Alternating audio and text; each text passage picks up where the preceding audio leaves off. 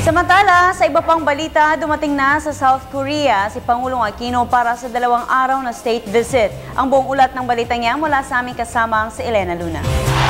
Eksaktong 12:59 ng hapon, oras sa Korea o 11:59 ng umaga, oras sa Pilipinas, lumabag sa Seoul Air Base ang Philippine Airlines Flight PR001 ni Pangulong Aquino kasama ang kanyang delegasyon para sa 2 araw na state visit.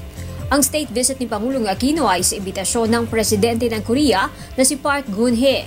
Nasa 6 na po ang bilang ng delegasyon ni Pangulong Aquino kasama na ang 8 cabinet officials at si Senate President Franklin Drilon. Kasama ng Pangulo sina Foreign Affairs Secretary Albert Del Rosario, Finance Secretary Cesar Purisima, Defense Secretary Voltaire Gasmin, Trade Secretary Gregory Domingo, Energy Secretary Jericho Petilla, Cabinet Secretary Jose Rene Almendras, PCOO Secretary Herminio Coloma at Presidential Management Staff Chief Julia Abad.